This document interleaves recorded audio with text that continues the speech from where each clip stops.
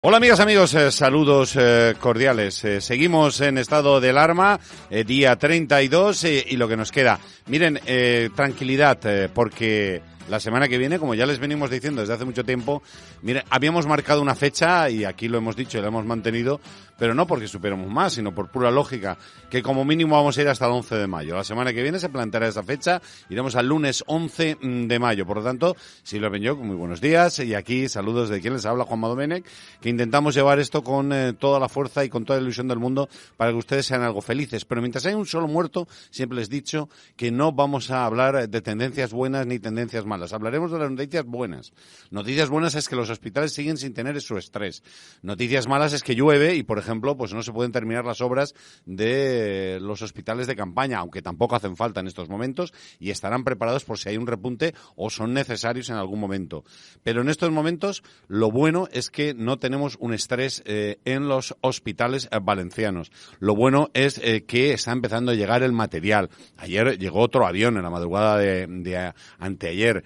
La verdad es que es importante que empiecen a llegar los test, los famosos test que están llegando, pero todavía no llegan a toda la gente, porque para incorporarse al trabajo será necesario que todo el mundo nos hagamos el test. Es importante que lleguen a las residencias, es importante que lleguen a los hospitales, es importante que los hospitales tengan sus equipamientos, que ya no estén con esas bolsas de basura. Miren, toda la improvisación que ha habido la hablaremos. Hablaremos de que, pues miren, en el reparto yo siempre pido que tengamos unos políticos consecuentes, que estén a la altura de todos, que no se dejen por teléfono.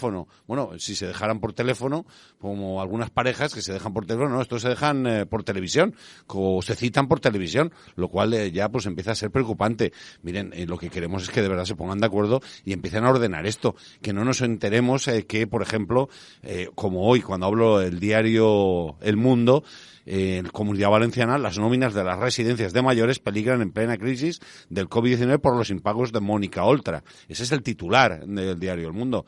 Esos impagos no son noticia actual, son la noticia que viene pasando desde hace últimos años y, claro, llega esta crisis, estamos con un problema de tesorería y como para cobrar en estos momentos. Y miren, la gente que tenemos en las residencias que está dejándose la vida literalmente por nuestros mayores, que es donde tenemos el foco más importante de peligro, no puede estar en estos momentos pensando, además de que se está jugando la vida, de si va a tener o no va a tener la nómina.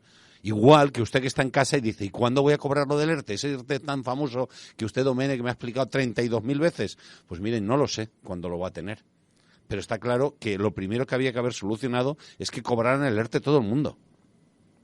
Que si ya se ha hecho ERTE, que el paro se cobre enseguida. No puede ser que una persona a 15 de abril, ya quisiera yo que fuera el 15 de mayo, a 15 de abril todavía no tenga claro eso, mientras tenemos al tonto a las 3 de nuestro vicepresidente hablando de república, salud y el rey. Miren, creo que más dudoso que yo, que soy más republicano que la bandera, pues, pero creo que no es el momento.